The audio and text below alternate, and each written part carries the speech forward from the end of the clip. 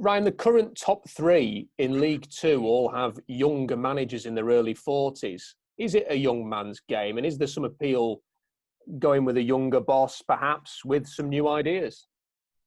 It's a slightly ironic question, really, when you consider I'm 29 years old and chief executive, Rob. The answer I'll give you on that is very simple. Age does not exist in my mind, and I don't believe it exists in our owners' in mind or the previous chief executives' mind, or I wouldn't be sat in the chair, would I? So it will be about getting the right person for the job, whether they're in their 30s or whether they're in the 50s, 60s. You know, ageism is not something I'm a fan of.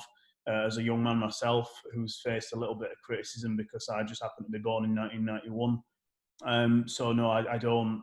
Yeah, I really that wouldn't come into question. Don't get me wrong.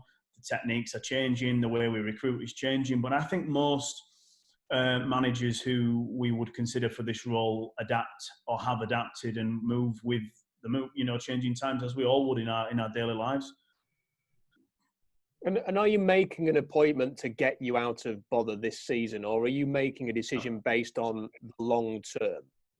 Well, of course, we're making an appointment to get us out of bother initially, because that's why we've made the decision to relieve Stuart and Kenny of their duties.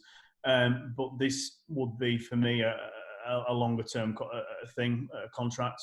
You know, we have a number of players out of contract at the end of the season. There are a number of players in the dressing room now who will be vying for their future at the club, and I'm sure we're going to see that play out over the next 5 to 6 months. This is an appointment of a manager that we can go into that summer with time. Hopefully no pandemic and no financial challenges touching us in any way, and allow us to budget correctly and work. So when we get to game one next season, you know, you can never guarantee a fast start, particularly when you're building a new squad. But of course, or a relatively new squad, but of course, you would like to think you're in a better position. I think another manager change in the summer is not something I would want to get to at all. And finally, while you never want to sack a manager and then have to go and make a replacement, is this a good opportunity for yourself to really help set the vision that you have for this football club? Because you can do a lot behind the scenes, of course, but getting it right on the pitch is the main thing at the end of the day. And you've got a chance to appoint someone now who can help you achieve that. No, you're right, Rob. I don't. The pitch is all that matters at the end of the day. People don't care about whether you've got the best shirt deal in the country, whether you've got the best kit deal, whether your stadium's looking prettier. Deep down, people do actually want to see a team that, if it's not winning, it's certainly getting close and fighting and just competing. I think is ideal. So it is important. This isn't about me. I'm not that kind of person, to be honest with you. But from my perspective, of course, this would be my first appointment of a manager in any job I've been in. You know, I've been very, very close to the process in all clubs I've been involved at. And that's given me a real eye for how that goes about, mistakes that I've made and success stories. But all I will say is that the appointments I've been involved in here, previous roles where I've seen them made overnight, and one person's gone off in isolation and gone, I've got a vision that's not a vision, it's just a back of a fag packet thing. It doesn't really end well. It doesn't tend to end well, and history tells you that.